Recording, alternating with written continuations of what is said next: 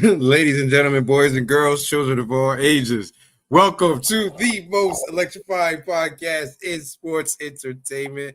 Welcome to the Under the Ring podcast. It's me, your boy, Kendrade Tango. That's right. Change the name on the change up because you know that's what I do every now and then. You know what I mean? What's up? So it's the Kenji. My season, homie. What's good? Joining me as usual, the man with the beer in his hand, the man, Trick Matty. Look, man got a beer in his hand right now. Yes, it's been a long week. It's been a long, hard week. Last time I was with y'all, I told y'all I was having furnace issues. I was having more than that. I'd have said it was furnace issues. I was having furnace issues, but the pipes froze. Pipes froze, but they ain't froze no more. So I got to take me a nice hot shower after work for the first time since Saturday. So I am very relaxed, very not stressed anymore. I'm very happy. Right. Right. Make your life a hell of a lot different when you ain't got to worry about shit like that. Great. So, folks, I know you guys are wondering. It's clear because I didn't come on here with the bells and whistles that I'm not the champ. Matt's not the champ. I ain't Daddy Reigns, so I'm definitely not the champ. All right. Mongo is still the champ. Fucking mother. And those out there in the chat, our boy, newcomer to the podcast, Jersey George, showed up and took the belt out of nowhere from off of Reggie. Took Reggie's belt. Right. First time in the game, won the chip. Damn. Those of you who were on the show with me in Mongo yesterday, you may have heard Matt. You may not have. You probably didn't hear. But Royal Rumble will be my last prediction. Win, lose, or draw until WrestleMania.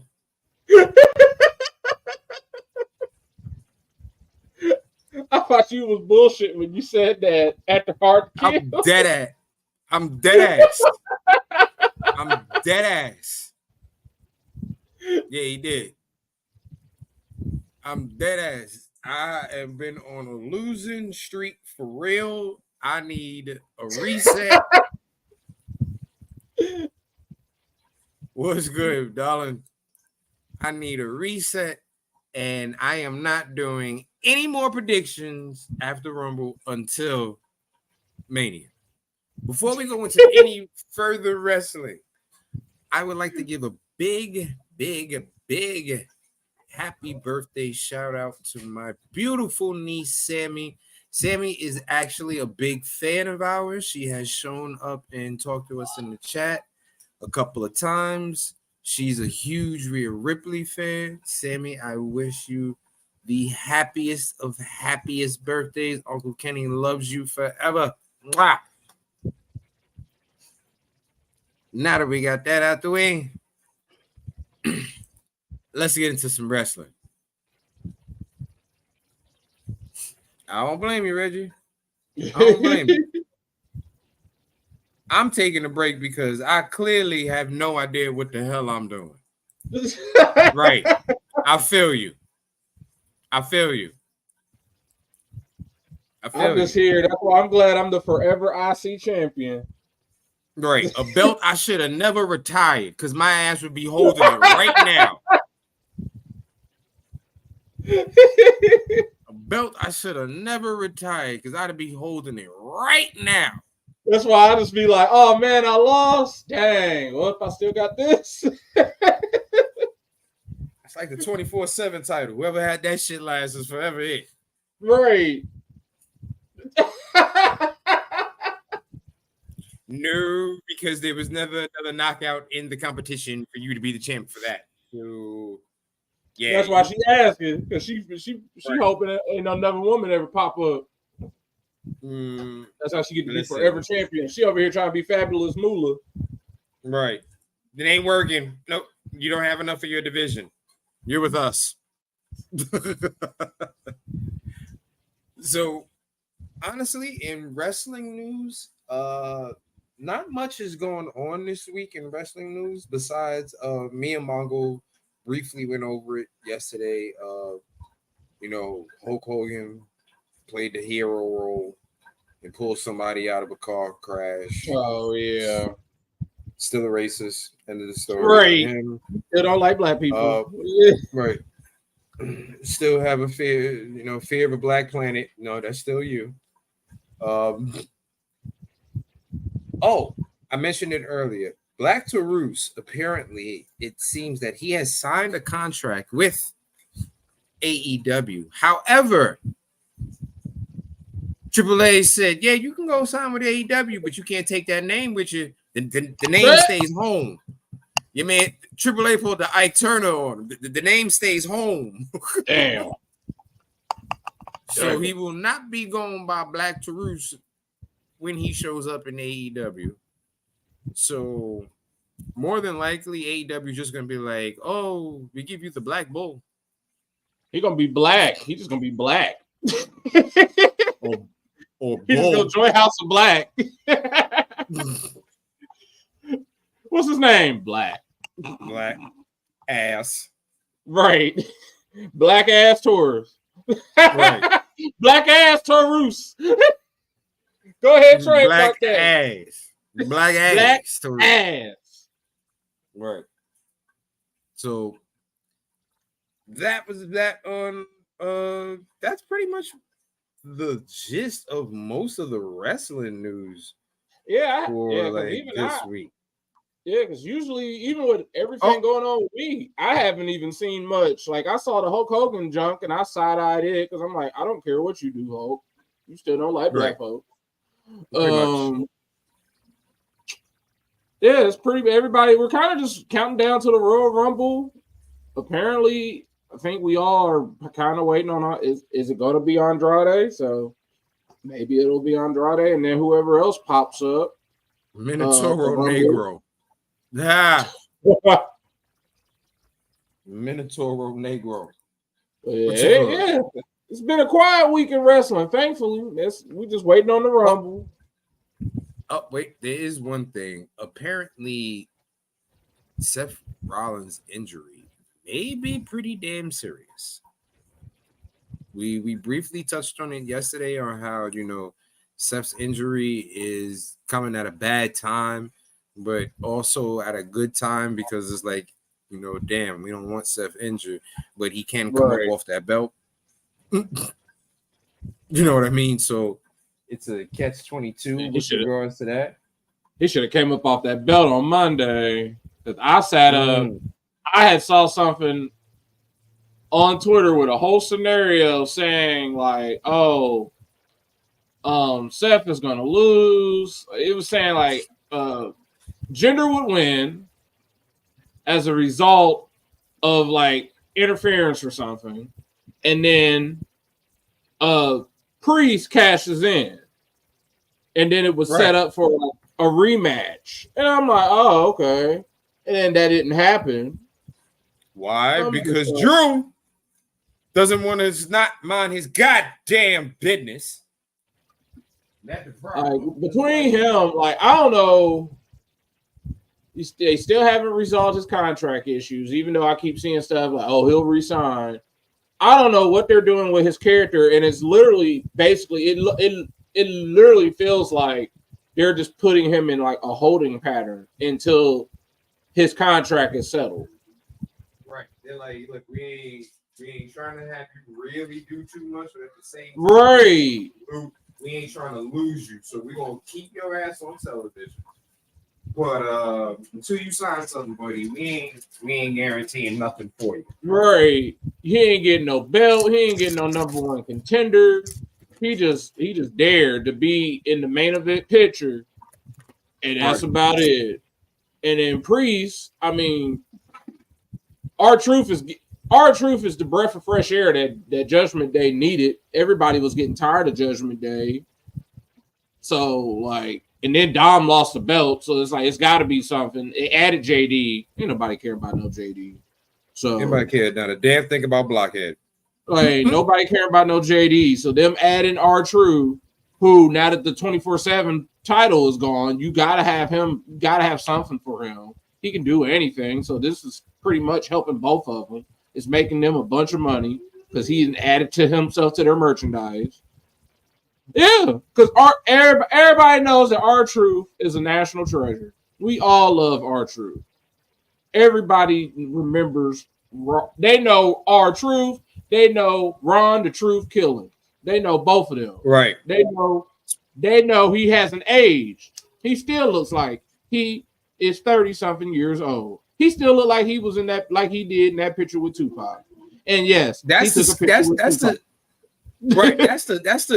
scary part. Like, bro, you really haven't. So I guess if you have no eyebrows, you can't age. Like people this week were finding out. People this week were finding out he got a son in junior college. I'm like, yeah, he old, y'all. I'm like, yeah, he's young. He looks young, but he old. He basically got grown children. That's why he's still wrestling. He still got kids. Right. But yeah, I don't know what they're doing with Drew. They're just in the stupid holding pattern with him. You got Seth, who is supposedly injured. He ain't got an MRI and all that. Well, we've already been hip to the fact that he's been working injured all this time. They've made it known. Even between him and Nakamura, he was saying, "You're back." At some point in time, y'all got to take the belt off of him. Maybe they do it at Elimination Chamber. And here come Mongo. What up, Mongo? He said, y'all talking about my new best friend? Oh, yeah. If y'all didn't know, Mongo got a follow from R-Truth on X. Right. AKA Twitter. So, yeah, that is his new best friend.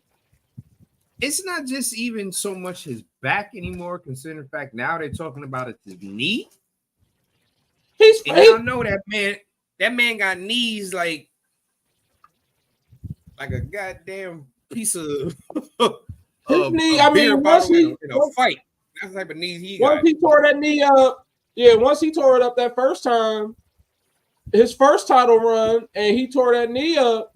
Oh, that was the beginning of the end, because a lot of folks look back like, man, Seth was so good back then. Like, yeah, he was, because as soon as he tore that knee up, he wasn't doing all. I mean, he could still do some flippy shit, but he ain't doing that flippy shit like he was.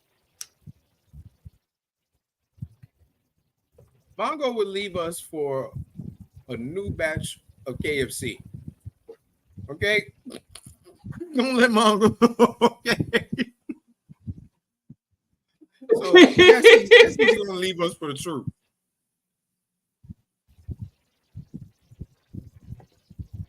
Yes. Mongo is leaving us for truth. Yes.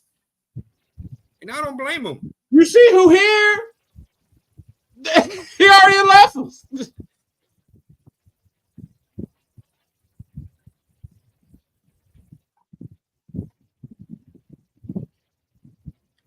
Too late there, homie. Tasha Seals is one of my friends too. Got pictures with her too, homie.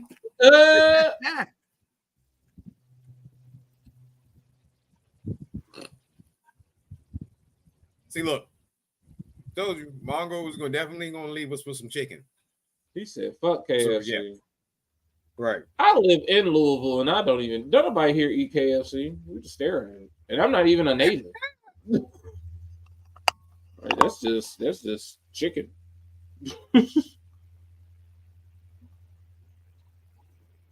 Right.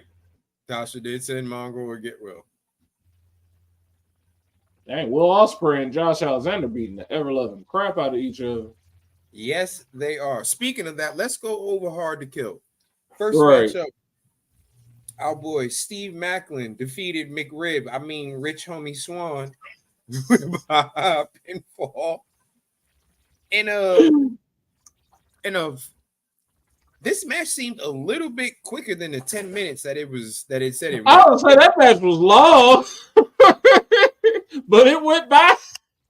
Like you said, that was the quickest 10 minutes ever. I was in there like 10 minutes. Wait, really? Like, okay. All right.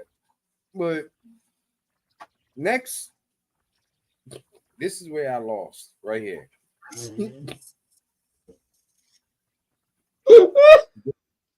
The System, Eddie Edwards and Brian Myers defeated Frankie Kazarian and Eric Young. Now, if you are watching TNA right now, yeah, this is where shit went bad for me and you. Shit went bad real quick for me and you right here, man. Shit went bad real quick. All right, then, Mongo.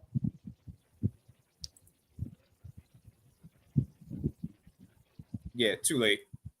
Talking about all that. Yeah, too late.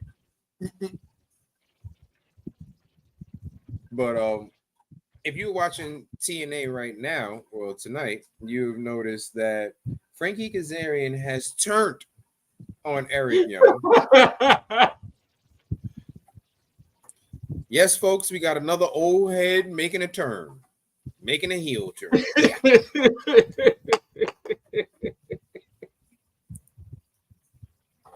It's the most pointless heel turn ever tonight. I looked up like, why are you turning on him? The only thing I could think of is, I guess this is the TNA equivalent of Edge versus Randy Orton. The greatest wrestling match ever, aka the old head extravaganza. Yeah. Next matchup. This is when I thought I had a chance making a comeback. Right. Crazy Steve went ape shit on Tommy Dreamer. Me and Kenny both had this right. Right. Because me and Matt both watched Impact the week before, and we saw how crazy Steve ass looked in that goddamn ring. And when we heard it was no disqualification, we was like, oh yeah, he winning. Oh yeah, right. he winning. This man is doing something different right now. He winning.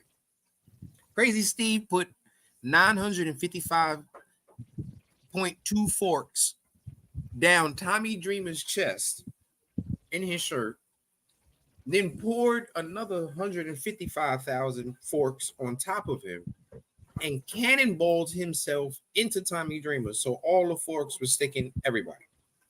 Oh my God. Yeah. And remember, my whole Crazy Steve is hard to kill. He damn sure is.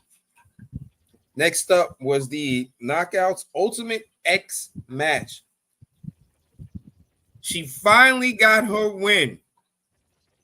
Giselle Shaw finally got her win. She sure did. I didn't want to pick against her, but I was like, hey, I gotta go big or go home.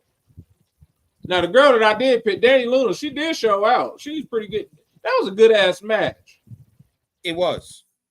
It was a real good match, and I'm not mad at the winner. Right. I'm not mad at because, like we said, she finally got her win. Because Giselle Shaw has been needing this win for a while. Yeah, she really has. Next up is when I tried to get Mongo to throw this match out, but he wouldn't do it. PCO defeated Dirty Dango by disqualification. I tried to get Mongo to throw this shit out so goddamn bad. I was like, we really gonna count this shit? We really gonna count this shit? Because if we didn't count this match, it was still fair game. I had a chance. Right. I had a chance of winning if we didn't count this match. When Mongo was like, no, it's a disqualification. So guess what? This shit counts. And then I was over here like, I got a chance because I picked PCO. That's when I know it was really over, and that's when the fuck TNA in the chat started fucking bullshit, fucking fake ass company. Yeah, I was cursing y'all out. I ain't mean it, but I was there. I was mad. Oh, we know. Hey man, I was mad, but I'm dead serious Y'all on not feel like picking. they're bad too. When I I'm finally dead serious realized on my I'm wrong, predictions though. Dead ass I set ain't on heard them it. predictions. That's when y'all said Dolph came back. I was like, oh, okay, let me turn it back on. Right. Due to the disqualification, Santino Marella came out and pulled the Teddy Long special and gave us a 6-man tag team match. He gave us Rhino, Jake something, and PCO against Alpha Bravo, Oleg, and Dirty Dango. For those of you who don't know who Oleg is, that's the former Vladimir Kozlov from WWE. But yeah, Rhino, Jake, and PCO won. So which means technically PCO won twice. Right. Right. So yeah, that's when the fuck TNA thing came in. Like, I can't believe this fucking company. You need to get on a real fucking station. Yeah, talking all the bullshit, all the hot shit. Next up, in a return to probably their best gimmick, Decay shows up. Havoc and Rosemary challenge MK Ultra, which consists of Killer Kelly and Masha Slamovich for the tag team TNA Knockouts titles. And ladies and gentlemen, we have new tag team women's champion. You are absolutely right. They are back. And they did a hell of a job. They sure did. I was shocked when they came back. I mean, Right. it was a great not story expecting they that. told. That was a great story they told. It was a good match. And when Havoc just basically got up and she ate that, I was like, oh, okay, yeah, they about to lose. They about to lose. Right. Like, ooh. What Cookie say? Who did He MK said, Ultra piss off about to lose like this? Cookie said, how's it feel knowing the redheaded lesbians aren't champs? Sad, because I'm gonna miss seeing them do that. Killer Kelly do them pin. Right. Very sad. It's not something that we approve of here. No, I'm just kidding. We approve of it. I'm just kidding. Next matchup. This is when I really know it was over. Fucking Kushida, you ain't worth shit. Right. Like, you ain't worth shit, Kushida. It's a tough loss for everybody. You ain't never lied on that one, Reggie. Fucking Kushida, you ain't worth shit. I say that because in the 3-way match for the TNA X Division Championship, Chris Sabin defeated El Hijo del Vikingo and Kushida. What the hell you signed for, Kushida, if you ain't gonna win nothing? And before that, we got that awkward ass announcement of AAA and TNA partnership. And the dude forgot to walk all the way out there. That for a while in the chat, we were like, I know the fuck this ain't the big signing that they was advertising. We was all sitting there like, I know the fuck they ain't. I'm like, I know you fucking lying. Like, I know you fucking lying, you trick ass bitch. I know you lying. The announcement. And then, then TNA got us again by saying, oh, a superstar is here. We look, it's Ash by Essence. Ass by Ass. AKA I've been calling her ass by ass. Dana Brooke. We was in this chat like, I know this was not the sign that they were talking about was going to change the game. Dana fucking Brooke. That's why I was like, yep, I'm turning this shit off. Because I was like, oh, y'all super lost. Right. But Chris Sabin defeated these gentlemen. So he's still champion. Bitch. Next up, we have two meaty men slapping meat. Great. No pause. Josh Alexander and Alex Hammerstone. Josh Alexander won in a 15-minute fight. A 15-minute fight. That's exactly what this shit was. It wasn't a match. This shit was a fight. Right. These boys was throwing each other around. At one point, I kind of thought Hammerstone was going to win. I was like, yeah, it really did. I said, oh, they're going to let Josh lose? Oh, this will be interesting. Of course. This is what Mongo told us to not let you say. Okay. And Josh Alexander defeats Hammerstone in a 15-minute brawl. If you ever get a chance, y'all are killing me tonight. Y'all are killing me tonight. Next matchup in probably one of the most fast-paced four-way matchups I have ever seen in my life. 8 men zooming back and forth up and down the goddamn ring.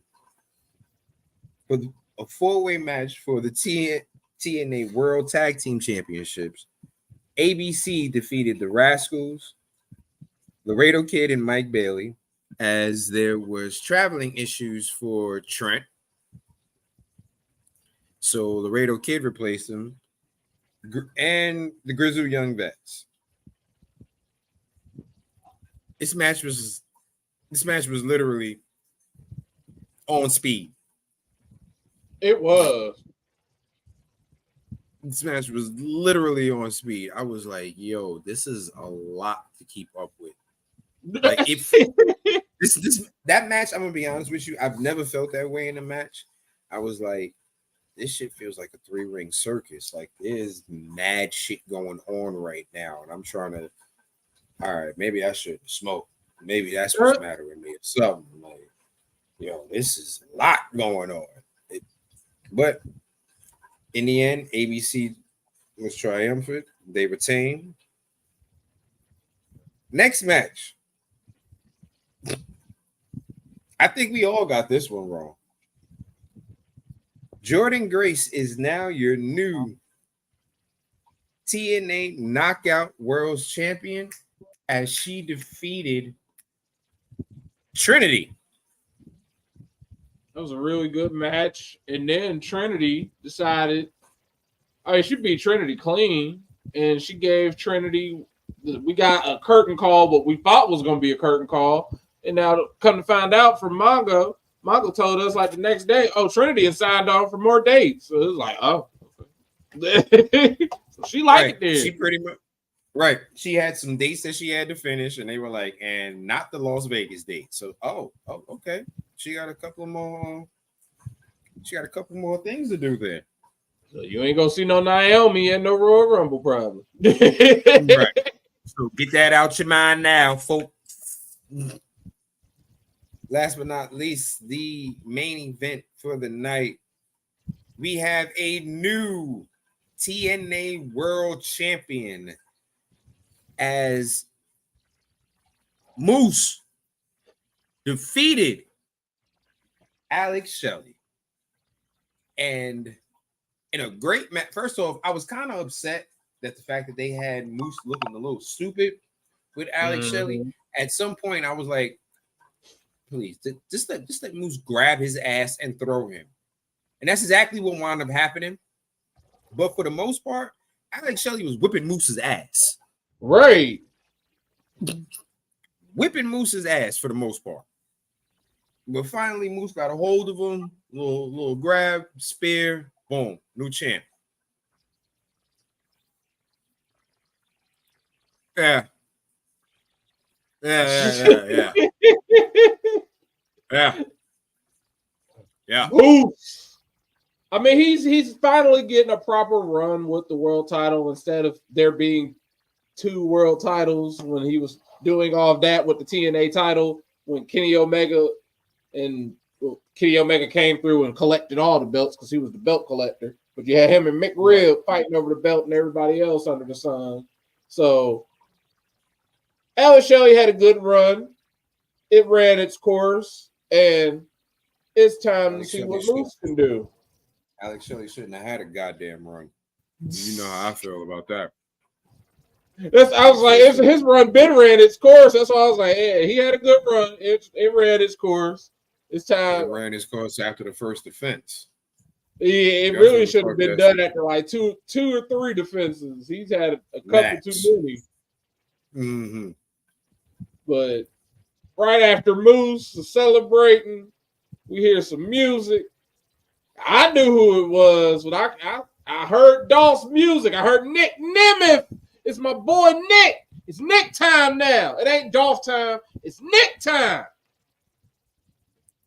He's a wanted man. He trying to tell y'all he's a wanted man. And he is.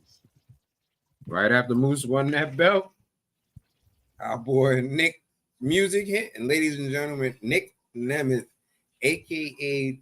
WWE's Dolph Ziggler, is now signed with TNA Wrestling. Giving who too much credit? Mongo or Nick? Who you giving too much credit for? Mongo? Right, Mongo. What? Them signing Nick was big. It was a good look for him. Right. And the thing about it was, yeah. Okay. Who had right. Yeah, she damn sure is giving Mongo too much credit. He was not thinking that far ahead. He was not thinking that far ahead. I was just saying that, like, as much as I love TNA, they needed some fresh faces in there to like mix up some stories to make things different. As soon as I say that, what happens? They come in, they get the partnership with AAA. So now we're going to be seeing a lot more of those guys coming. Mm-hmm. They get Dolph, and even though she's ass, they actually get Dana. Yeah, that's like that's honestly Mongo got me. Like I'm going to give her the benefit of the doubt. Like, yeah, she had a terrible run overall for the most part in WWE, but I mean TNA. Anybody can get their career back in TNA. But here's the thing, though. Here's the thing. Anybody can get their career back if they have talent. That, and then I also think about somebody like Alicia Edwards because it's like she's just as not good. Like her and Dana are probably on the same level, and she's basically in the storyline with Moose just because she's married to Eddie. What's good, Mike? Yes, that Alexander versus ass match. Definitely a great match. That was free. But the thing about Dana is you got to remember she's had some of the best trainers. Yeah. And she's just not good. Right. That's the problem. She's just not good. That is definitely like if you've been there for like that's been my whole thing with Dana because after so many years, it's like I can't keep giving you like, oh, you'll get better. It's like, no, you just suck. Like you're not good. You're not bad. You're not good. Like you're just there. And then when they gave her that 24/7 title run, it's like, oh, y'all just giving her this to make her feel good because she ain't honestly never gonna win nothing. Right. And to keep it a buck, she has had more work done on her face than the work that she's done in the ring. Like some people, I know I've seen comments in one of the groups, either Top Rope or UTR, somebody was like, "Oh, I didn't even recognize that was her." I was like, I "Yeah, didn't because she either. had a bunch of work done on her face." I didn't either. I did not know that was her. Like, she's been stopped looking like herself. It's like every time she would come back, I'm like, "Oh, Dana Brooke got something else done to her. She's still not good." And she comes out doing her little flex. She's doing this. It's like, you're not even the same person that we started out seeing. Right. Like honestly, Dana, like you were Mike Jones' original Big Mama Pump. Right. Like you were the muscular girl that Mike Jones wanted. Okay. And at the end of the day, right now, we don't know what you are. And I'm really hoping Ash by Elegance works. And I'm hoping that maybe she can show us what she can do. Maybe she got a whole repertoire of moves that she just ain't been doing. Maybe, I don't know. But I'm gonna give her a chance. I don't, Matt. You and Mongo are giving her more of a chance than y'all need to. Oh, I mean, with mine, it's like I'm giving her a chance until she get into. I'm giving her a chance until she wrestles. If she get in that ring and it look like the same bullshit I've been seeing, oh, I'm done with her.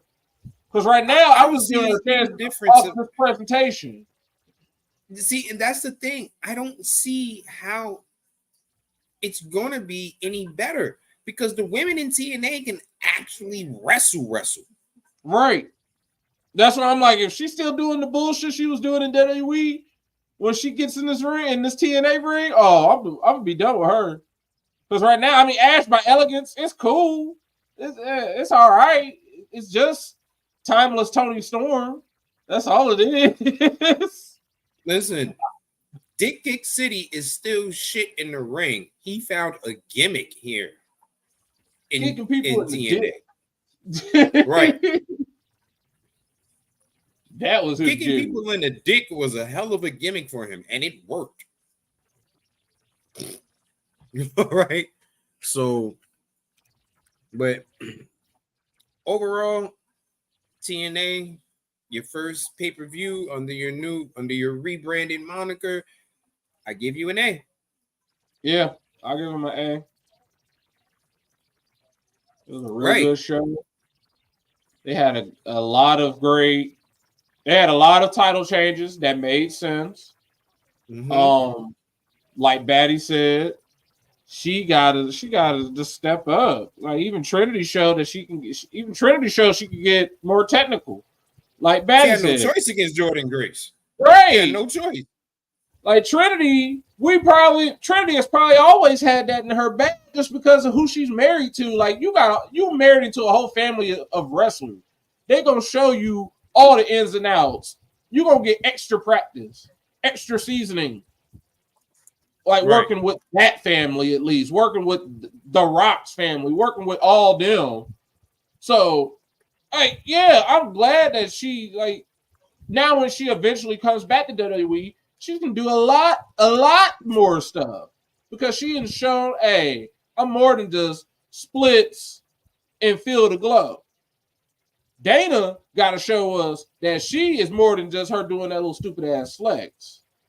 Right now, that flex and that dumbass cartwheel elbow bullshit she does. Yeah, like right now she got to stop. Like Ash by Elegance is timeless Toni Storm. All right, let's show us how elegant you are.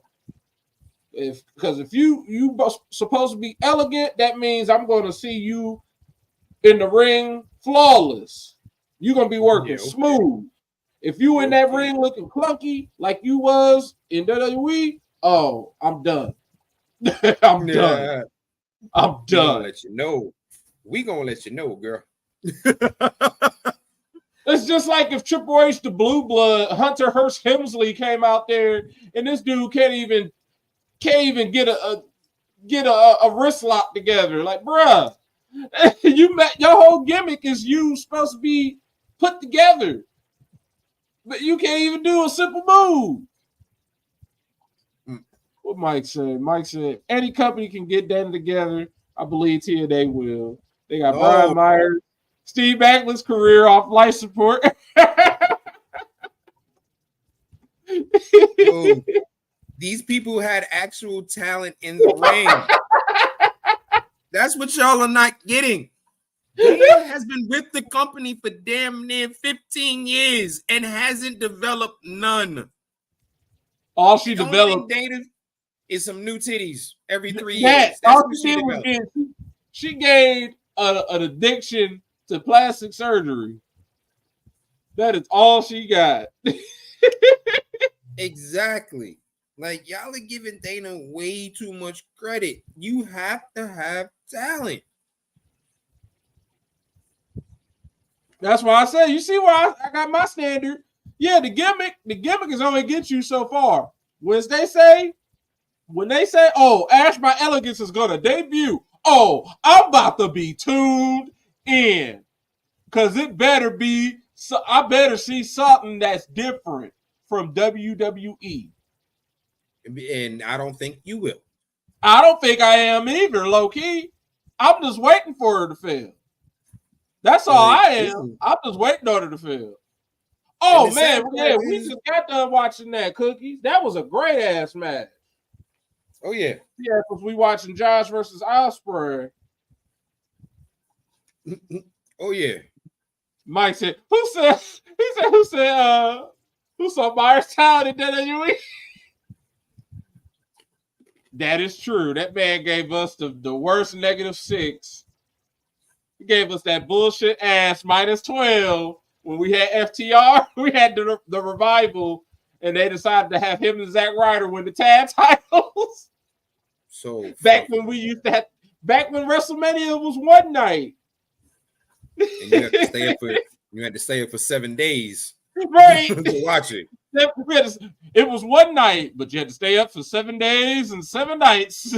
Right. Just to finish that motherfucker. And there was no Peacock. You had to pay the money. Hey, AKA, we didn't.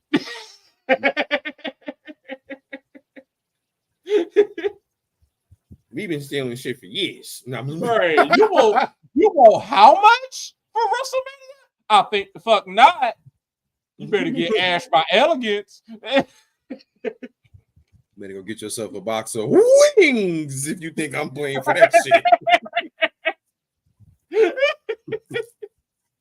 Get yourself $80. $80. Nah. You know what I can get for $80? Not WrestleMania. I can get a pair of sneakers that I know I can get some good use out of or something. Right. That's some groceries. Y'all want that for WrestleMania? I think not. Yeah, that's a good almost a half. Let me stop. All right. Next, let's move on to AEW. Dynamite. Folks, man, Dynamite. AEW been slowly making the comeback. I seen y'all talking about it. Dynamite was good.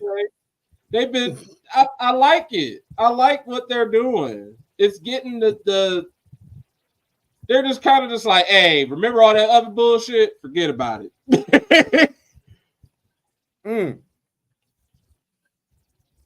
I'm going to get into that because there was a segment that semi-mentioned the bullshit. Uh-huh. Like I said, Dynamite came at perfect timing. Instead in the winter, ain't nobody going nowhere on Thursday night. Plus, no, right. That was a smart move. Smart move. It really was. AEW Dynamite had a damn near. They had a really, really, really good show.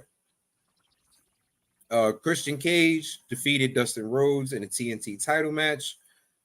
Dustin, as old as my man is still out there putting on pretty decent matches, man. As long as it's with somebody that he doesn't have to do a super fast-paced matchup with, he's holding his own. I'm amazed that he recovered from a broken ankle just that fast. So, I mean, hell, he a beast. Yeah, that shit was. I forgot that his ankle went like this. I forgot that. Yeah. Swerve destroyed that man, and now he just wrestled the opening match of Dynamite just a few weeks later. Like, man. Like, what the shit is that? Right. Like, what type of steroids they got your ass on? That's all I kept saying. I was like, why is... I'm like, I know that was just a few weeks ago. I saw his ankle get destroyed. How? All right. Like, snap in half. All right, nigga, you want to walk? That's on you. I thought you were. Right. I'm like, all right, whatever you want, I don't want it. Right. Goddamn mutant, because you out here regenerating. All right. I'll be like, hey, yeah, that's one of Dusty's boys. Yeah, I don't want no smoke. I want no smoke. I heard about you. What you hear about me? That you got killed and you just stood up. Right. that you still alive and you shouldn't be. That's what I heard. Word murder you. So, yeah. Next up, we had a crazy ass match. That's really what they need to call that title, the geriatric title. Right. Next up, we had a crazy ass match. We had Penta and Commander versus Orange Cassidy and Trent Beretta. That's another match that was going off the wall. Bing, bing, bing, right. Bing, bing, bing, bing, bing. Eventually, Cassidy and Beretta win as Trent hits his move on Commander, damn near breaking Commander's neck in half. But hey, shit happens. Right. After the match, Roddy comes out and pretty much makes a challenge for Cassidy's international belt. Like I said, we need to get that belt off of Cassidy. Roddy's a good person. You can put it on. Right. So Cassidy, of course, being Cassidy, said, all right, I hear you. You want your match? Let's do it right now. Roddy told him no. We're going to wait for Revolution. So that's a match that's signed and ready. We got Orange Cassidy versus Roddy Strong for the That's what I'm talking about, AEW. Title. That's what the fuck I'm talking about, AEW. You just got done with a pay-per-view, not even 2 weeks ago. You're starting up the build for the next one instead of waiting 3 weeks until the pay-per-view. And we're like, ain't y'all got a show coming up? What's on the show? I don't even know. I don't know. Or we can go with the world title match. Samoa Joe fighting someone. Before that, MJF fighting somebody. So y'all telling y'all getting this show booked up. It's only January 17th, and y'all getting this pay-per-view booked up. Keep this up. Keep it up. Right. This is how you make us want to see your pay-per-view. Right. Now you're starting to tell the story in the feuds. Like, this is storytelling. Okay. And so there we go. Next up, we have the Mogul Embassy versus the Bullet Club for the ROH 6-man titles. And guess what, folks? Bang Bang Gang is your new ROH 6-man champions. After a little help from the Acclaim. I love it. Listen, it's a dope little faction.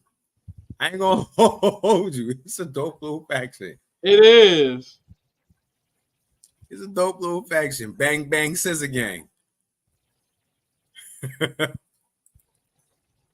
It's a great way because it's like, yeah, the ass boys did turn on their dad. Yeah, but at the same time, those are still his kids. That's their dad. That is right, their that's dad. Their dad. They are still blood. He gonna still look out for them. So what better way to kind of have them interconnect than something like this?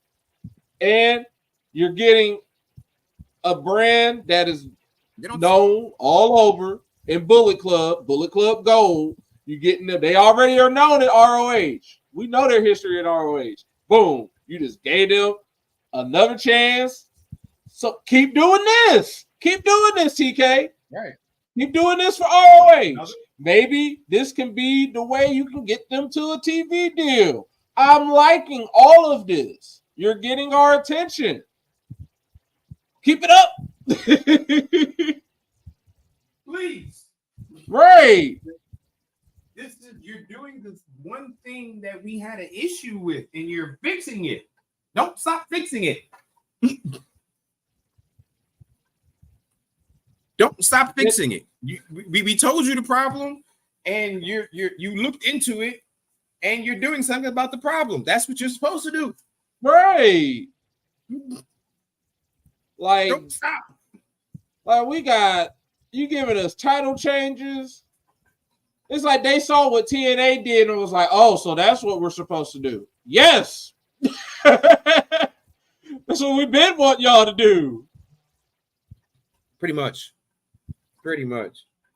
One of the things that happened, like right before this matchup for the six-man. It got you and Mongo. I ain't even rewatched it. I'm like, nope, not getting me. Man. AEW decided to make your boy shed some tears. They had Kenny and Greg just crying. For those of you who may have been under a rock for the past year, yesterday was the anniversary of our fallen Briscoe brother. And AEW did a tribute, and they had his brother come out. His brother started to get a little emotional. And then he said, my little niece was in the car. My niece was in the car with him. And they told my oldest niece that she'll never walk again. And that little girl walked out on stage. Oh, look who decided to join us. It's my 820 brother. What's happening? Hey, damn, Mike, we really are. Bow Wow make a hell of a do-rag. Bow Wow make a hell of a do-rag. Yes, sir. Yep. Yes, sir. We just go say it right now. Y'all already call yourself the prophets. I can be Bishop Bobby. So boom. Might as well. Might as well, bro. You might as well. What you call it? Yeah, you know what the bullshit is? Oh, I'm sorry, kid. So a little bit about my life this week. So I've only worked one day this week, right? So okay. Okay, cookies. Okay, so I've been dealing with a cold the past couple of days. First, I'll shout out to everybody who supports us at UTR. Much love to y'all. I'm practically back now. Still a little stuffy, but that's cool. I got my tea here. You know what I'm saying? I got my tree there. And I just got done. I had some orange juice with a little tequila in it. So I was off Tuesday. Well, I worked Tuesday. I'm like, oh shit, I'm starting to get the cooties. So I text my manager, made my text, said, hey, I ain't gonna be there Wednesday. What happened was a few minutes later, they sent an alt call. We will not be having school on Wednesday because of the wind chill. I said, we shouldn't have had school today. It was freezing when I left out Tuesday morning. It was like -5 degrees. Right. So Wednesday comes along. I didn't really have an appetite until the evening. And I said that text again, hey, I'm still not feeling that great. I'll come in Friday. You know what I'm saying? Even though it's Friday, it's Friday, I'll still be able to come in this week. Today, 5:30, schools will be closed tomorrow. Schools will be closed tomorrow due to we're supposed to get a couple inches of snow tomorrow. I don't think we're gonna get shit, but hey, no get backs. Long story short, listen, I'm in the middle of a 5-day weekend. I've only worked one day this week, and because I got buku sick time, that covers for me not being at work. So this nigga right It's been a lovely week for me. Although I've had the sniffles, it's been a lovely week. Well, I had to share that. I'm about to bring your happiness down because we were talking about the Jay Briscoe tribute when his daughter walked out on stage. That's what we was talking about. Oh, see, you know what? I heard y'all. I saw y'all talking about that in the chat, and I just so happened to turn the channel, and I was like, "Thank God I didn't see that." Right, that's what I said. I would have been a mess. I'm not gonna lie. I started getting a little emotional when I heard Mark's voice cracking. Like, oh, it's about to go down. It's about to go down. I'm about to cry. And then when his daughter walked out on the stage, nah, bro, I was. It even had the missus crying. You see, Cookie said his boyfriend was crying, and he don't even like wrestling. Everybody was crying. How did you not be crying? Look at that little girl.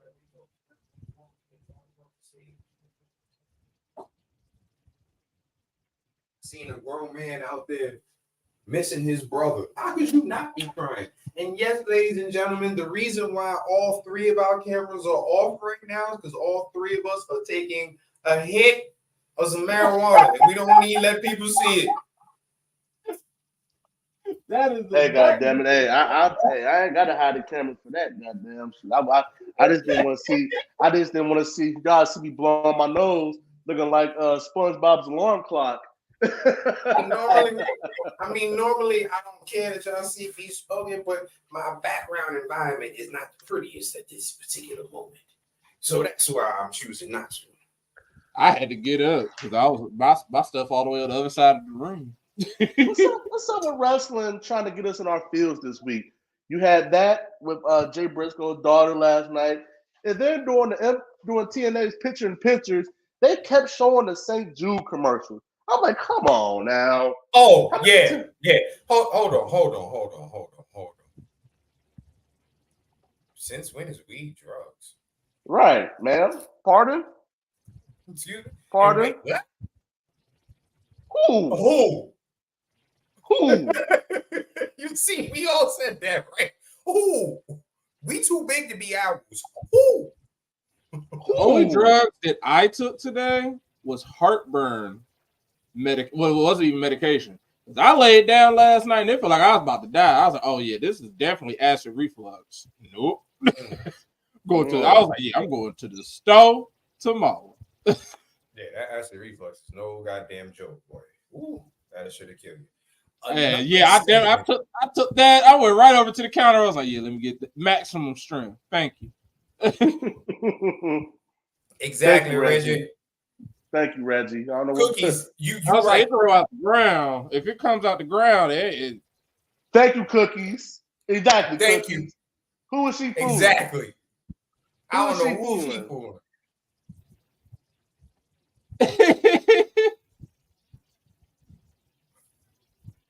What's up, Kanisha? What's up, Kanisha? Hey. Thank you for joining. Hey, how you doing, Kanisha?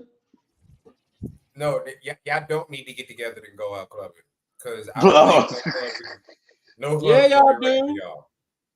Yeah, they do. They can go out. They can be our club street team. Right. Tell people about the pod while y'all clubbing. While you twerk. Right. UTR and the T. When y'all go out, the T stands for twerk. Not for when we on. We ain't twerking nothing. Listen. Fair enough. Damn. What up, Kanisha? Hey, the same here. Just been working. I know one thing. Yeah, that's all I've been doing, working. I got my wrestling, my new wrestling merchandise. I bought it on Black Friday, and then it was made to order. So I'm getting a Dead Man Inc. Beanie. I'm getting the matching joggers that got Dead Man Inc. on the sides, just like his old gear. Then I got this Ken Shamrock t-shirt that's supposed to be like in the little logo and lettering like the Barbie movie. and it's got Ken Shamrock standing on there saying it says Ken, the world's most dangerous man, but it's in the Barbie font. That's what's up. Be out here choke slamming niggas. Myrtle Beach Taker, the real Taker. Good. Myrtle Beach Dad Taker? Yeah, Myrtle Beach Dad, motorcycle Taker. Nobody likes American Badass Taker. I like him. I do too. That's my favorite Taker. Fuck that dead fucker. The dude, when I started watching wrestling, the Lord of Darkness scared the shit out of me. I did not like him. I told y'all, fuck Taker. I've always been on team fuck Taker since day one. No. I did not fuck with that dude when he's putting people on crosses. Oh, nah. Myrtle Beach Taker, because Myrtle Beach Dad Taker. Nah, Myrtle Beach. Myrtle Beach. Not even Atlantic City. Myrtle Beach. He down there with the ultimate racism. Myrtle Beach. He too much of a redneck for Atlantic City. I like that Taker I like Undertaker. I'm cool with him wrestling. I don't care what he do. I don't care for him after that because he broke as hell. I know that. He broke. Right. He ain't got no money. That's why he do all this other bullshit. But I mean, if I hear, yeah, man, walk, keep rolling, I hear that or any of them other things. If I see him on a motorcycle, I'm happy. Right. So when he comes back and he's like, oh, I can't be regular Undertaker. I got to be motorcycle Undertaker. Cool. I'm happy to see you. I'm happy to see Myrtle Beach Taker. That Taker his last match against AJ. His last match against AJ, I fuck with that Taker. But he's a Trump supporter, see? He a Trump supporter, so I gotta be like, dang, it sucks. It sucks. And he puts even all his gear that he comes out with, all of his gear is on like, I think the website is like Thin Blue Line or something like that. It's basically one of those Back to Blue websites. So I'm like, dang, even if I wanted to get your merch, I don't want to get your merch because it's supporting a company that I'm not giving my money to some people like that. Yeah, that AJ match was the shit. That was a perfect way for him to end his career. I'm glad he knew his match. He knew his career ended on some bullshit against Roman. He knew it was ass. It should go. But another segment that happened on AEW was we got a segment from the EVP, the Young Bucks. Oh, yes. Matthew and Nicholas Jackson. They decided that they were going to go by their full government. And even though they didn't specifically mention CM Punk, they threw shade like a motherfucker during that thing. These boys are so petty. Yeah, they are. They are. And I love it. I love it. You know I love me some pettiness. They are the petty. They've always been petty. They talked about, now that we remove certain things from the locker room and things, I'm like, oh,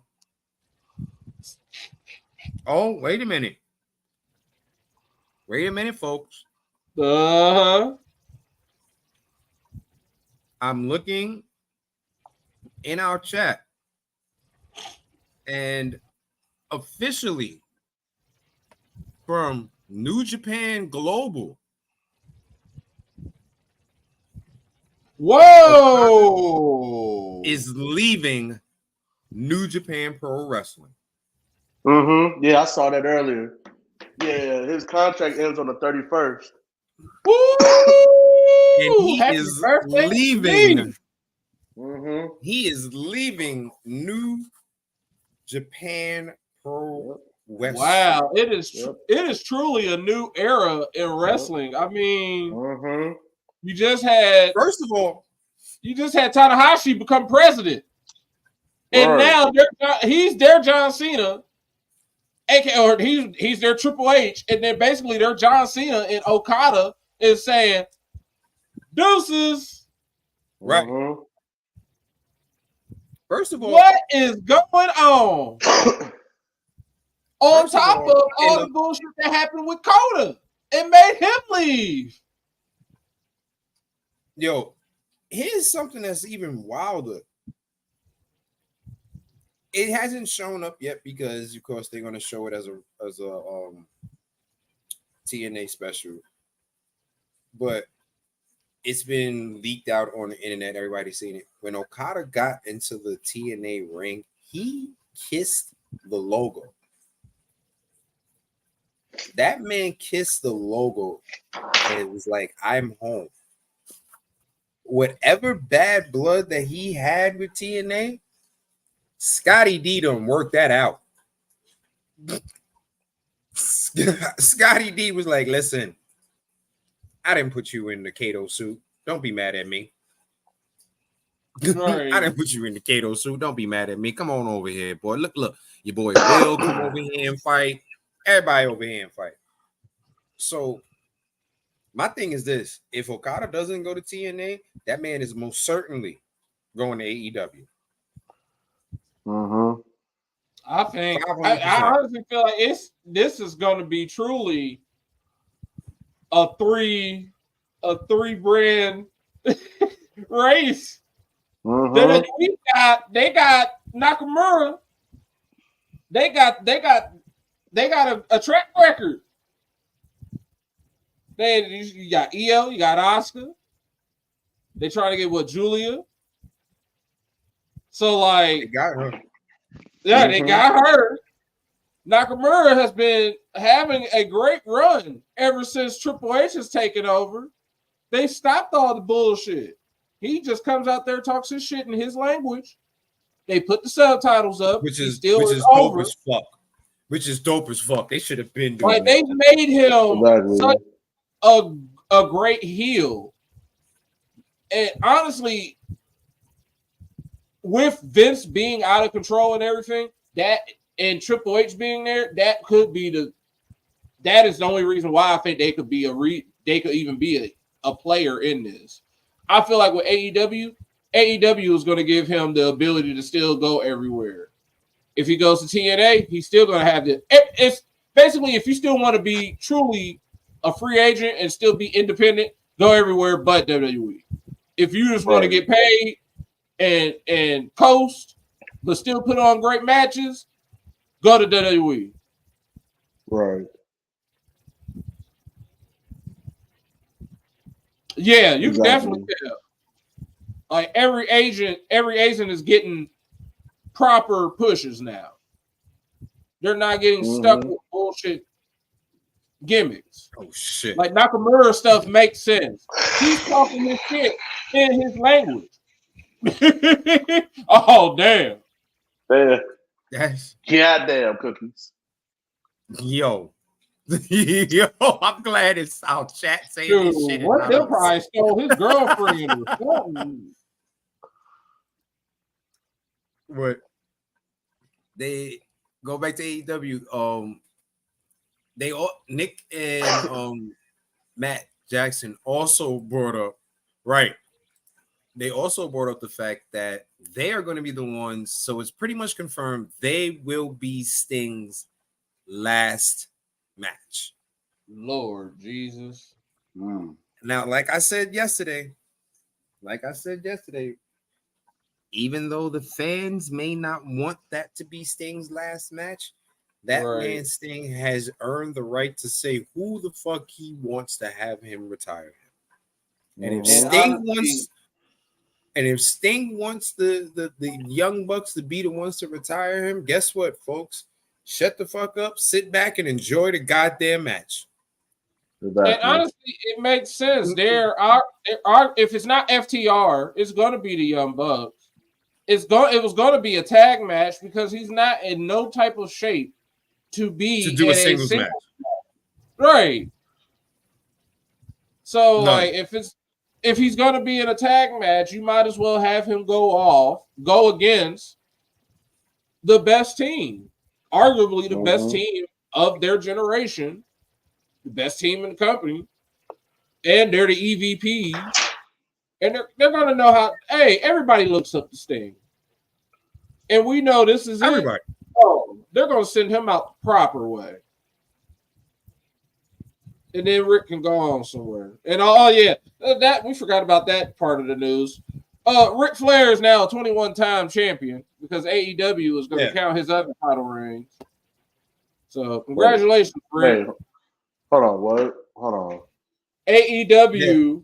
Yeah. AEW is now recognizing every title that Ric Flair, every world championship that Ric Flair has won. Ric Flair technically is a 21-time champion. Right. Not just the 16 times that WWE decided to only recognize. He technically is a 20 because he held the NWA belt. He's held some other world belts before they became like bigger promotions. So WWE doesn't count AEW for doing that. WWE doesn't count the time period when remember when Rick left for WWF in like the early 90s, and then they had that random title that Ron Simmons won. It was like they called it the WCW like international title or some bullshit. That was their world title. But then Rick came back eventually and he won that. WWE doesn't count that title, but he has like 3 title reigns with that, and then he has like some other titles. He got 5 additional reigns that WWE don't count, but AEW does. They don't count his NWA title reigns either. So that's big because it's like, how do you not count NWA? Right, I would have counted those, but like, how do you not count NWA? Right, if it's a world title, it doesn't. But see again, that's the ego of WWE. That's just ego. That's all that is. It's strictly ego. We're not going to acknowledge said title reign with said company, but good for AEW for doing that.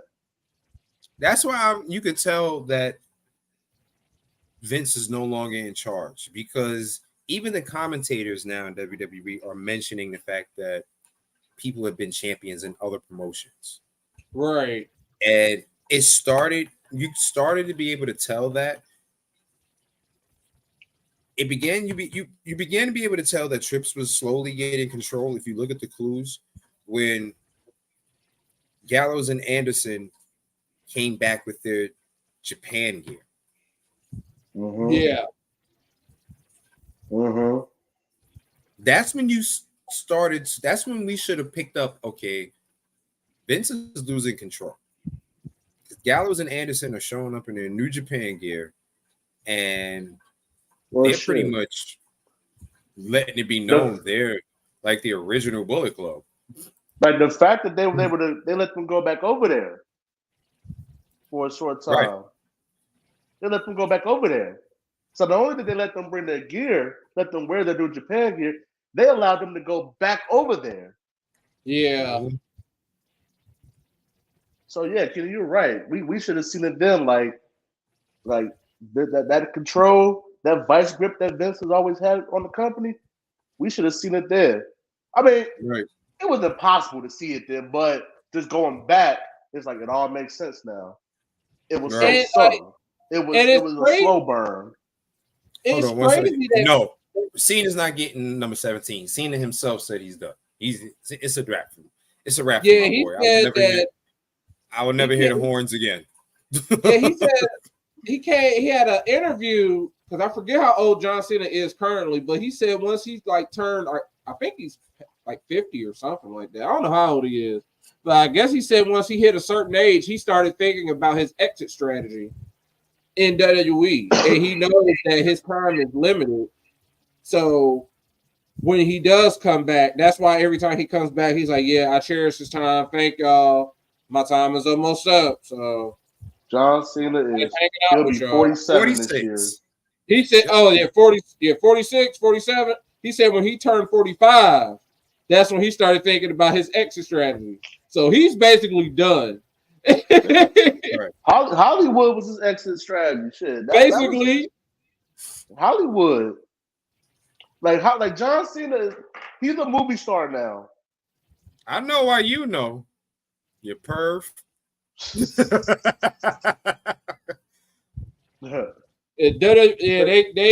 Vince never. At one point in time, WWF used to do indie shows. They would have people. They would borrow talent. They would lend talent out to other shows, other promotions. And then something just clicked after the attitude. Like WCW popped up and started kicking their ass, and out of nowhere, Vince just shut all that down. And the only way you could get to see WWE people outside of the WWE ring was if they showed up at NXT when it was coming up, or if they showed up at FCW or OVW. Mm-hmm.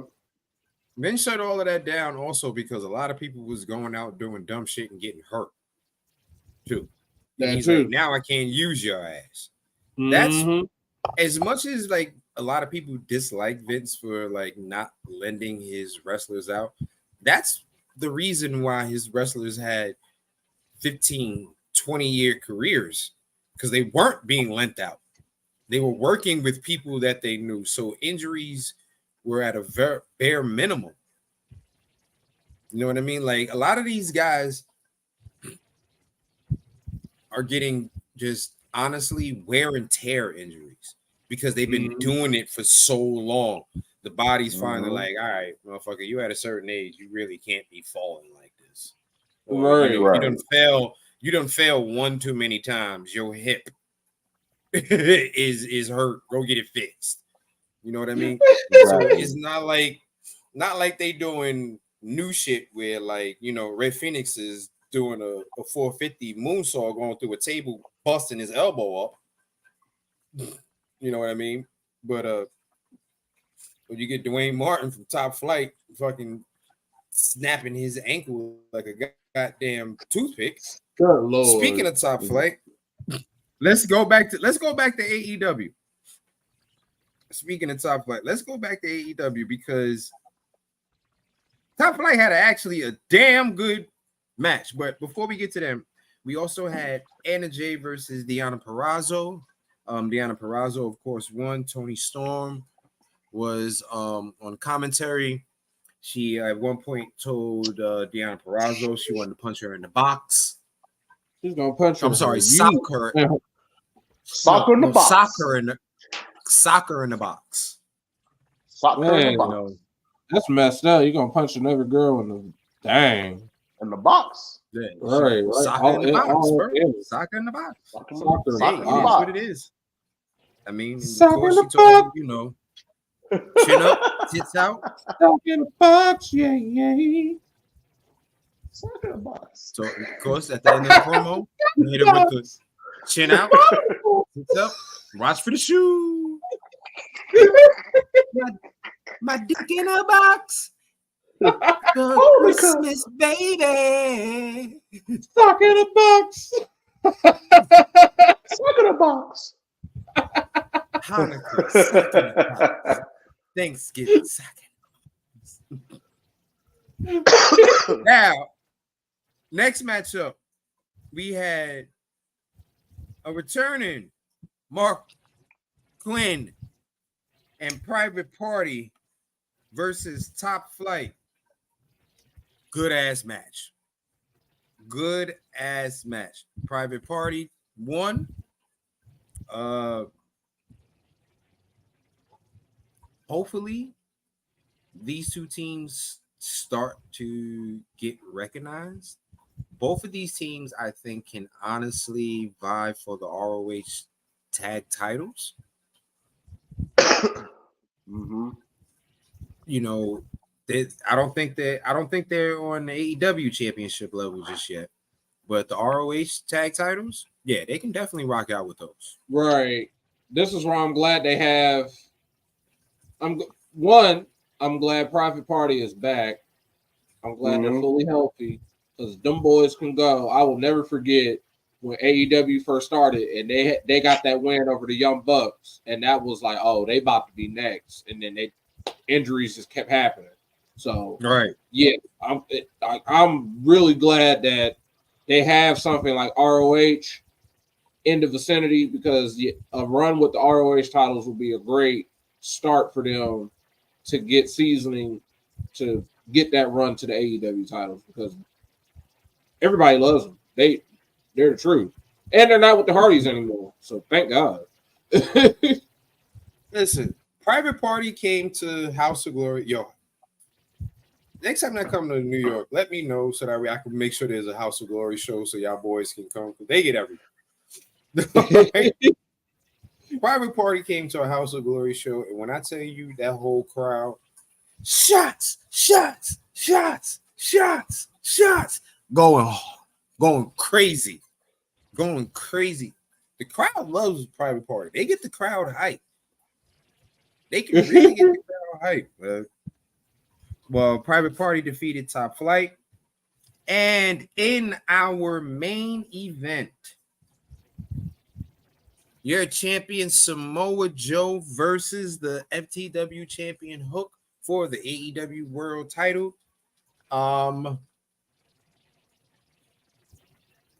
Hook became a man. The goal of the match was to, of course, have Hook lose, but have him look good. In defeat. If you want somebody to, if the goal was to have Hook look like a crash test dummy, they fucking excelled beyond control on that one.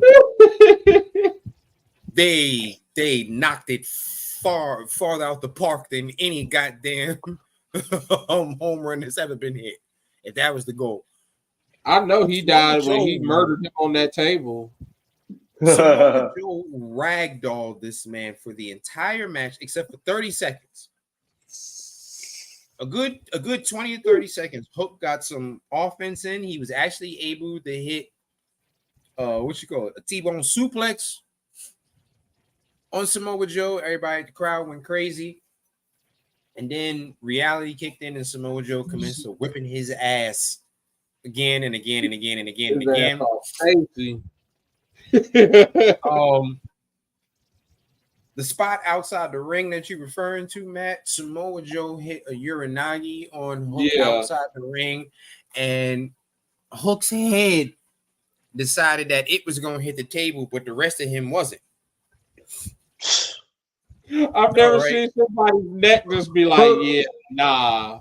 Talking about scrambled brain. Scrambled brain. And you know it was bad because after Joe let his ass go, Joe looked at the ref and was like, check on him. Right. like, check on his ass. Check on his ass.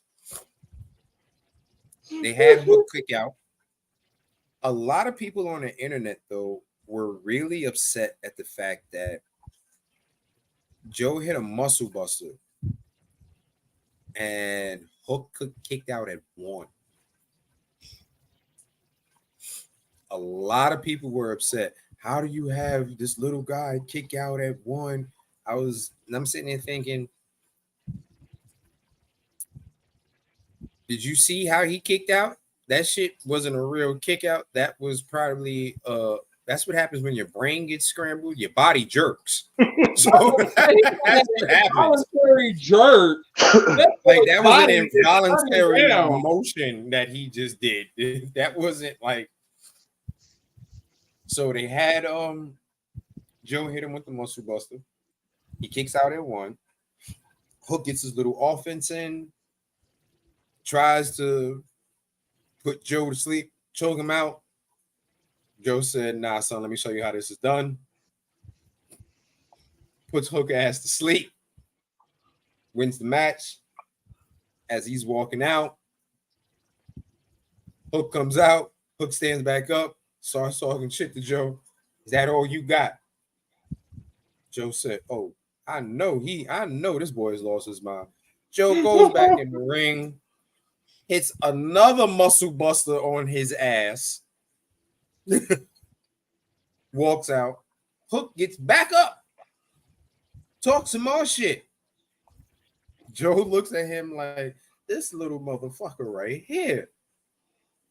Goes back into the ring, commenced to whipping his ass. You was confused at how somebody that little could take a beating that big? That's what you was confused. He got Spike Dudley. That's what he got. Yeah, he really did. He got Spike Dudley. Who? What up, champ? Is here. What's going on? What up, champ? I mean, to those My people man who Joe. have a problem with. Yeah, Mike. I'm sorry, bro. No, that's good, brother. But yeah, to those people who had a problem with that, with Hook kicking out at 1, it's obvious that you haven't been paying attention over the past 2 years. Hook has been built as this juggernaut. He's been booked as a juggernaut, as this badass, as a complete badass. And obviously, this badass is impervious to pain. I just look at it as, I mean, he is Taz's son. Y'all know that's his son. Right. And y'all know Right, Taz, exactly. like Taz wasn't no hoe. So why you think his son gonna be one? He's a badass. He's been booked as such since he first arrived in the AEW. He is a badass. So that should not be surprising to folks that he was able to kick out of a muscle bust at 1. You have to literally kill that boy. Jersey George, just to let you know, Batty is our resident asshole. She talks shit to everybody, so don't take nothing personal. Mm-hmm. Just to let you know, Batty talks shit about everybody, every time, everywhere. We have all prayed victim to her meanness, so don't take it personal. Reggie, I don't think it made Joe's offense look weak. Because like Mike was saying, Hook's whole persona is speak soft, carry a big stick. That's his persona. You know, I don't say much, but I'm gonna fight you and I'm gonna beat your ass. Mm-hmm. What? Well, damn. I was sitting here like, I know she ain't ever cussed at me. She like me. I'm cool with her. What? Yeah. What we do? What did we do? What'd you say fuck me for? What you say? What we do? Oh yeah, I do it all the time. I always date myself. I don't give a shit.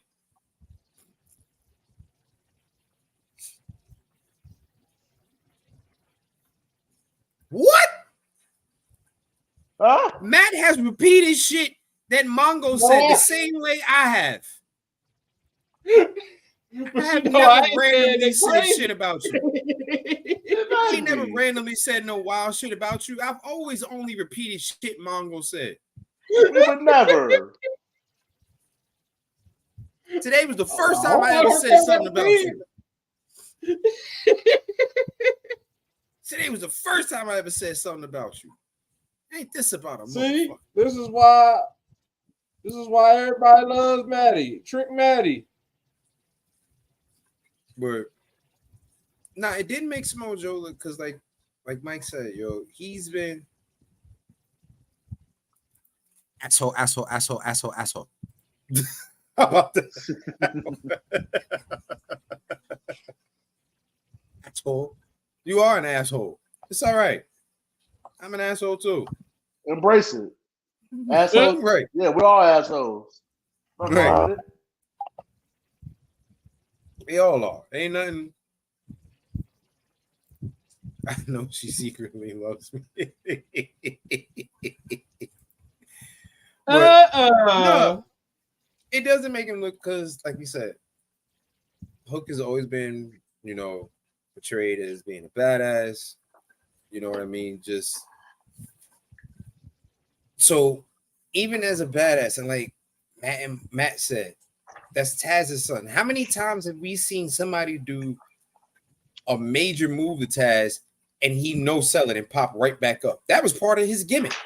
Right. Uh-huh. Why wouldn't that be part of Hook's gimmick? Right. Oh my God. Damn. And that's still not the worst comment, because the best comment ever was after we shut it down and Cookies called himself. He's like, yeah, I'm about to be Chris Benoit. I'm making this a triple threat match.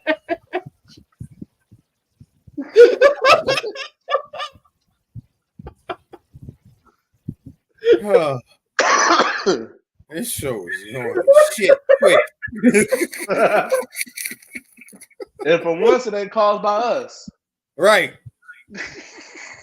Oh yeah, we can see those after the show is over. We can see if y'all still talking shit. It was like, oh. Oh yeah, those comments don't go away. They don't go away, cookies. The host can see. Yeah, we can see that shit. We literally was sitting in this chat like, oh. We was like, yeah, let's close out. Like, yeah, this time to go to bed on now. Like, I'm done. This man done. Ooh, this man done. I ain't highlighting that one. I ain't highlighting that one. Oh God. Oh Lord. Reggie, brother, she gonna come down here and whip your ass. Man, she gonna cut you in your left nipple. She looking at Reggie like, hey, look at Bobby. That's how she looking at Reggie. She was looking at him like, that boy ain't right. Right. See, she gonna cut you in your left nipple, Reggie. That's gonna hurt. But at the end of the match, like I said, Hook is still asking for more of a beatdown. Joe comes back in for the second time, commits to whipping his ass. Hangman Page comes out. What? Oh God! She give him that Saw type of torture. All right, all right. You in this corner, you in that corner. See, time to fuck out. Hey, time to fuck out. I ain't never gonna be on the bad side of that. So. Right. Shit. Hangman Page comes out to make the save. And during the Hangman Page save, of course, anytime you see Hangman, you know who you're going to see. Whose house? Swerve's house. Swerve's house. But what the fuck did they have Swerve wearing under his eyes yesterday? Had him looking like a ghoul. What the hell was that about? To make him look scary. It looked like his ass ain't slept in like 15 days. Like, nigga, take a nap. That's your problem. That's why you talking about. I was like, "What is Kenny talking about?" And I was like, "Oh, I was like, why he got that mascara looking bullshit like Damian Priest?" It said it looked bad on him because he black. Like even Damian know how to put his shit on. Swerve was out here just looking like, you know what, we gonna this right. It right here. This how you do it. That's exactly how it looked. I was like, you just smeared it out. You know what he looked like?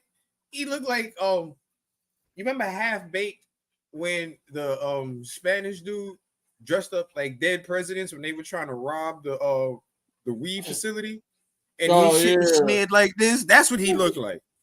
That's what he looked like. I stared at him like, oh, bless Swerve. Like, bless your heart. You tried.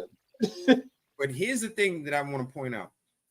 Swerve is such a big star that they had to replay Hook's music because they were going to give Hangman was going to give you know Hook his due, like, yo, he you know he did his thing or whatever the case may be. The crowd was so whose house? Swerve's house. Whose house? That the production crew had no choice but to hit Swerve's music. They had no choice but to hit Swerve's music. And then Hangman kind of hit him with the cut the music and play Hook's music, like give Hook his credit. And Hook kind of like walked out the ring like, yo, fuck it, moment's done. Like, Tony Khan, you have to see this, man. Like, this man is taking over shows. What's going on with Swerve now and the Who's House is getting to the point of the yes movement. It really is. At some point, I would hope I mean, Samoa Joe is a great transitional champion. Don't forget about this. Yo, And they not told on us- that dance helped that shit a lot. It really Yes. did. Like, I'm For real, really hoping. that's what spearheaded this. Not going out there every week. It's just They got me juggling. ready for this next pay-per-view because they said that triple threat match is going to be Samoa Joe versus Hangman versus Swerve. I'm like, oh, okay. So keep this up, AEW. Like, I love Joe, but Joe, you definitely can be a transitional champ, my brother. Yeah. It's no offense to you. And it's no offense to you. It's just right now there is someone that is 900% hotter than you out right now. And And plus, it's not like you. go ahead, brother. No. Go ahead. I spoke enough. Go ahead, brother. No. Go ahead, finish. No, you was making a great point. Go ahead, finish. I was gonna say. Plus, it's not like Samoa Joe. If he loses, it's going to discredit him in any given way. Samoa Joe, you're a veteran. You've been world champ at ROH. You've been that man at Impact TNA. Like, you've been that guy. You know what I mean? One of the few people who have had matches with Brock Lesnar where people have gone, the wrong person won. So you losing and transitioning away won't hurt your career at all. It really will not hurt your career. And let's be realistic, Joe. You're also at an age right now where you don't have to wrestle if you don't want to. You've proven to us that you can do what you need to do behind the camera on that commentary table. I know you don't want to be there, but guess what? You got a great future ahead of you when you decide to do that. So the AW, you gotta jump. You gotta jump on Swerve being the champ. Like, I don't know how much more you need to see. Like, that was supposed to be Hook's moment, and the whole crowd out of nowhere. Whose house? Swerve's house. Whose house? Swerve's house. That's big. And it makes perfect sense. The name of the show is Revolution. Like, come on now, let the revolution of Swerve, just let it take over. Exactly. And to Kenny's point about Joe, he just came from having a lengthy ROH television title run. He already had a lengthy run with another belt, so he doesn't need to have a lengthy run with this belt. Right. Just keep it warm. Keep it warm for Swerve. That's all you're doing. Just keep it warm for Swerve. And then to y'all point, Revolution, boom. Beginning of the Swerve era. Beginning of this era. Right. It needs to happen. Like, it's ridiculous at this point. Like, you really have to put the belt on this man, AEW. Like, if you don't, you are going to lose such a huge fan base. Like, it really is. Like, I was joking about it, but nah, it really is to the point where it's almost the yes movement. Like, randomly. Like, if he's not going to be the TNT champion, then he needs to be the AEW World Champion. Like, everything about him screams he needs a belt around his waist. And with all the momentum that he's gained since the summer, you got to put the big belt on him. Yeah, you have to capitalize on that. And thankfully, it's like they should be thankful they have someone like that right there for this, because MJF just fell apart on them. And Swerve was just right there, just getting more popular because his theme song is the shit. Nana's dance is the shit. And then Swerve just happens to be attached to it. Everybody's like, I love that song. Then, that's the dude that come out to that? Oh, let me see what he like. This dude is nice. And then, you know what? the Right, best you thing. did bring up a point. Samoa Joe is also getting that Hollywood money now. Great point. And you also, you know what? MJF's body breaking down, it helped AEW get out of that corner they were booking themselves into. Yeah. So now you got a fresh start. If you put the belt on Swerve, you can open up the playbook as far as who can feud with him. You can continue it with Hangman, or you can have a feud with Joe or anyone else, another top contender. And on top of that, to go right into what you're just saying, you can give it to Swerve. That's so fuck. That's so you can rock give it to squad. Swerve. Let Swerve continue his this run with the title for however long you want it. Let it go all the way up until Adam Cole is healthy. Let Adam Cole be Swerve as the devil. And then, look at that. MJF is back. There you go, AEW. Yep. We just booked your next. We just booked your next 8 months. Right. We just booked your whole 2024. Just like that. Pretty much. Because we just booked your whole 2024 just like that. This time next year, we should be talking about Adam Cole versus MJF. If not earlier, depending on when MJF returns. Right. Because by the time Adam Cole is healthy, because by the time he's healthy, it should be time for him to be getting a title. He should be getting that title. And by the time his run starts getting really, really hot, MJF should be on his way back. And then boom, it's gonna be 2025. And we'll be talking about MJF versus Adam Cole for the AEW title. And at that point, Swerve could go down and he could be taking over the TNT title. He could be going after the international title. He could be doing whatever, but he's super established because he's already had that AEW world title. And you know who will be rising up? Hook. Hook. At this time next year, Hook will be in line for a title shot. Yep.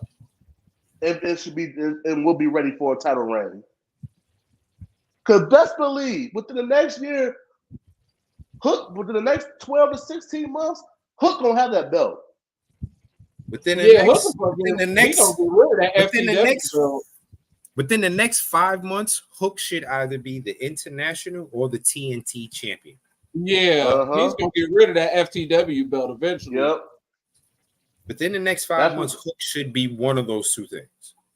And he should hold that belt all the way up until it's time for him to just gradually move up into the AEW world title picture.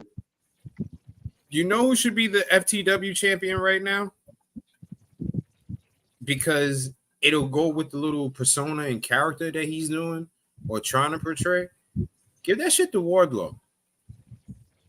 Yeah. Give that shit to Wardlow. And then that way you can have a reason for Hook to move on from that belt to go towards the international or the TNT title. Right. Yeah. Which I hope by that point, and I've made this comment before, it should just be the Intercontinental Championship.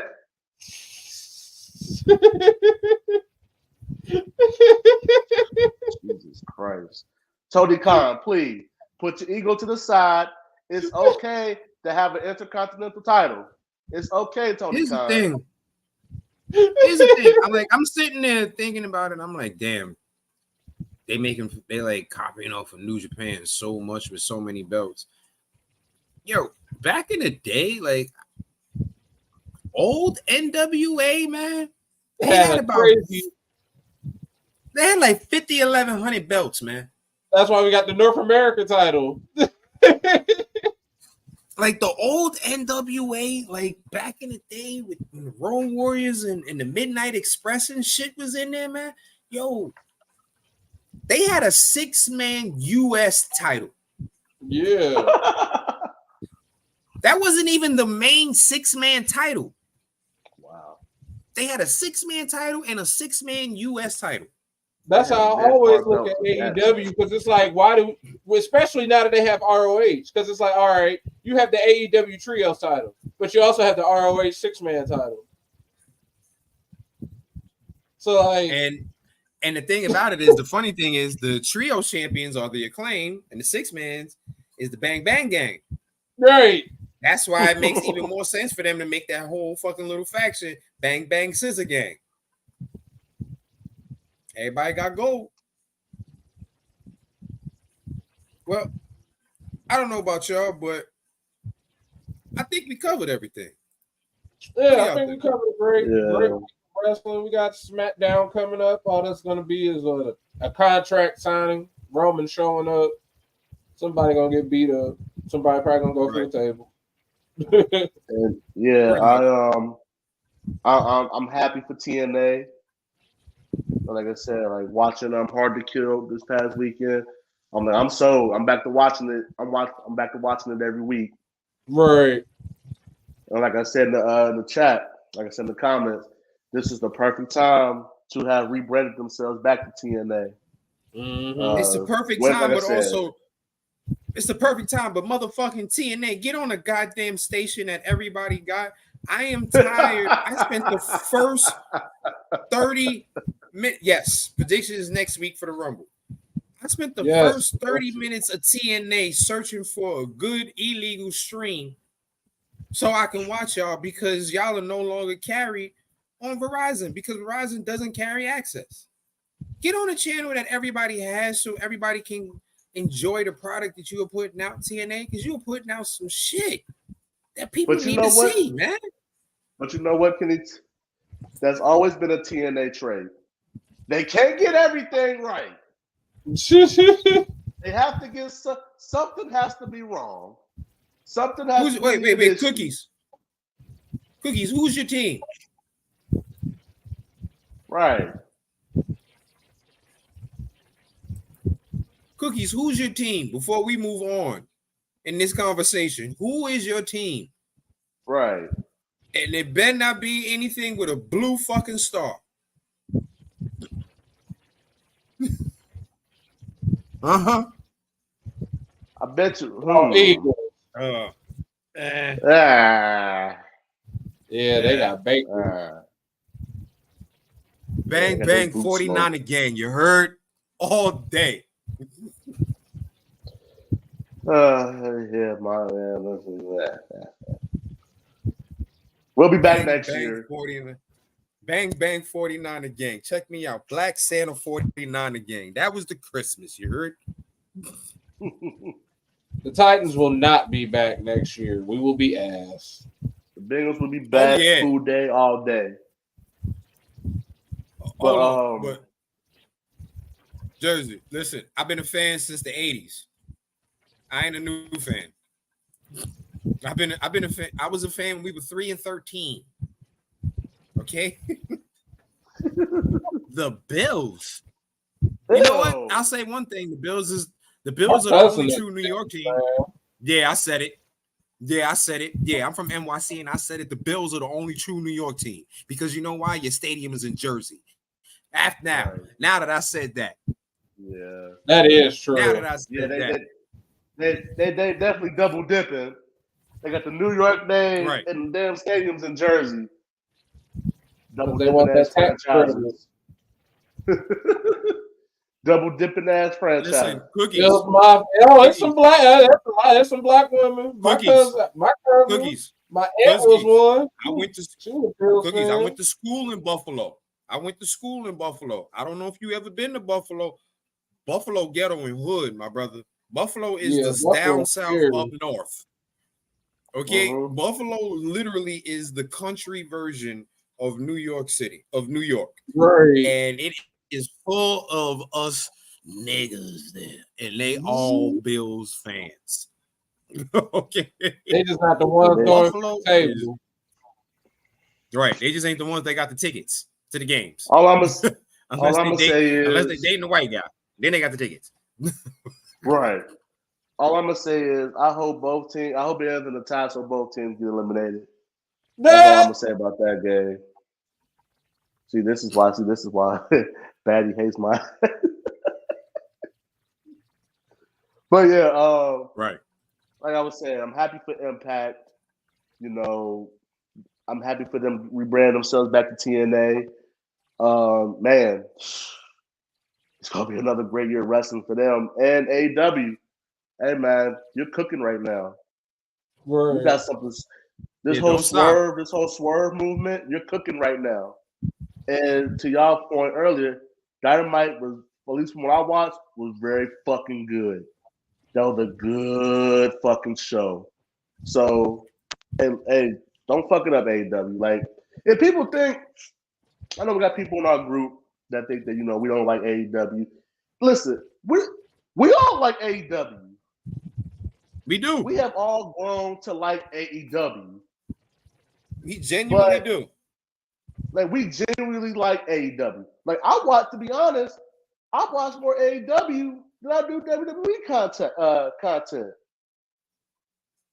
To be honest, like I will. For me, it's like Raw. I can turn to Raw a little bit. NXT is the least I watch. You should watch because I feel like I should. Yes, you're right. I should watch it more because I know it's good. I should watch it more. It's just Tuesdays. I'm like, okay, football and Raw. Okay, Tuesdays a coin flip. Wednesdays, more time for that. I'm tuning into AEW to at least see what's going on. Honestly, AEW, you're in a good spot because, like Mike said, Monday and Tuesday, people are just getting back to work their first day. Raw lucked out because they just have diehard fans that just want to watch wrestling.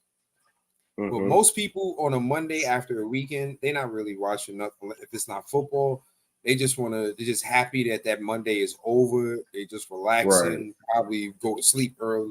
Tuesdays when people are really starting to get into the swing of their work week or whatever. So more than likely they're busy when they get home Tuesday. Wednesday, people usually don't have shit to do. Right. Like at that point, folks are starting to slowly wind down because you got over that hump, and it's like, okay, I'm chilling. I can watch some wrestling. Like, and then you ain't got to worry about football. You got NBA games on, but that's optional. The playoffs nowhere near here, so you ain't gotta. I gotta watch this NBA game unless you're a diehard basketball fan. So you got a perfect spot. Right, because usually on Wednesdays you get in either the Knicks, the Nets, or Portland. Yeah, because now they try to put this. They got the NBA game that comes on ABC on Wednesdays, but half the time I forget it. So AEW, you're in a good spot, folks. We do actually like AEW. We just always wanted them to be more careful with their wrestlers and to get writers. That's exactly those were our arguments with AEW. We have no issues with the talent. We have talked on multiple occasions how they have had great matches. We just say that they are reckless because they allow every wrestler to go out there and do dumb shit just about every match, and they have not had proper storytelling. So which makes these great matches worth nothing. Who cares if there's a 5-star match with no story behind it? Exactly. What's next? And to all that we're saying, when you speak to diehard AEW fans, and obviously not all of them, but a lot of them, they don't like that constructive criticism. Like AEW isn't allowed to receive constructive criticism. Right. Now is the time where you should be receiving every piece of criticism because you are still fairly new. Take all this criticism now and fix the shit so that way you can have a longer run and shit and fix everything that people are complaining about.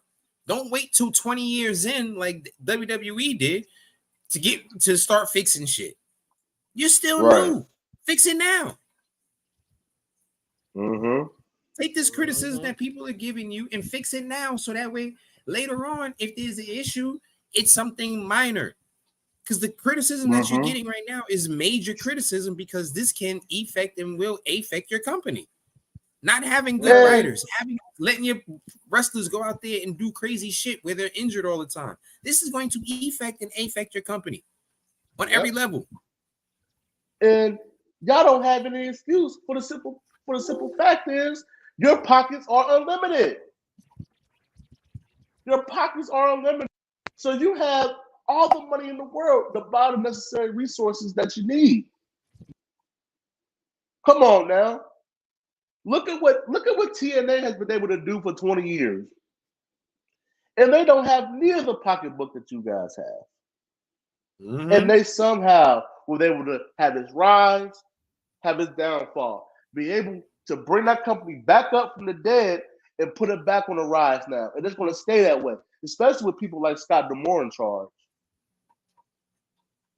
Like TNA is in a great spot because they know they'll always have their original talent, and they know that even if this is for a short time, maybe for like 8 to 10 months, even a year, they know that they're gonna always have talent from the indies or from whoever funnel into their company. So the wrestling is always going to be great. If that time decide to stay, great. If they decide to stay there and then move, great, because now they done built up other talent. Like I said, Impact, TNA has to me, they have the perfect model on how to like run a wrestling show. Just look at an episode of Impact. You have an equal amount of wrestling and storytelling. You don't get piled on with here's 20 minutes worth of promo and segments, then a match, then another 10 minutes of promo, then a match. No, it's consistent. You're either going to have 2 matches here, a segment here, another match or 2, promo segment. It's a very even flow. Right. That's why 2 hours of Impact goes by like that. You're like, damn, it's over? It's a perfect flow. That's not now. AEW has gotten better with that, obviously. They've gotten better with that. But it's okay for us as diehard wrestling fans to look at this still fairly new company, to Kenny's point, and to still be able to give necessary criticism. Are we wrestlers? No. But we've all been watching wrestling, been diehard fans since we were kids. Right. So we have an understanding as fans as to what we like, as far as in the ring and also on the mic and with your promo. We have an understanding of what storytelling should be within a wrestling show. Like hell, like 15 minutes ago, we just booked 2024 AEW. Very simple. Listen, fans, folks, please don't get it confused. I know there might be a few wrestlers that click onto our show and think, oh, you got a bunch of guys who think they're marks and they know everything about. No, we don't. We don't know everything about the wrestling business. We honestly don't want to know everything about the wrestling business for the simple fact of we are fans and we enjoy being fans and we enjoy being entertained by y'all. So we don't want to know everything about the wrestling business. Yes, we may know a couple of terms and stuff. That's because they're commonly used now. That's about it. But like Mike said, we know what we like as fans. And if fans are telling you what they like, as a company who's in the business of, providing fans with entertainment, if the fans are telling you, hey, this is going to entertain us, maybe you should listen to the fans. So But folks, we have been more than electrifying for the night. Don't forget, you can always follow us at facebook.com/UnderTheRingPod and twitch.tv//UnderTheRingPod. Don't forget, folks, we try every 8:45-ish. You know what? If you follow the page, then you'll know exactly what time we're coming on because you'll get a notification. And don't forget, folks, you can also follow us at Linktree/UnderTheRingPod. There you'll find Greg Bush SK. You'll find me, Rock Ribs 44. You'll find Mike, Mr. Freshbeard. You'll find Matt, The Right Answer. You'll find Tito, Boreal Maliente, Justin, D. Baxley, folks. Once again, we thank you guys so much for joining us. You know, we'll be here next week. Actually, we'll be here tomorrow for our daily show. Yeah, for SmackDown and Right. We'll be here Rampage. tomorrow for our little daily show. All right. We are trying to give you folks as much wrestling news as possible, so that way you can see our faces. We know you love seeing us. You know, it's the best part of your day. Y'all have a good one, folks. Hey.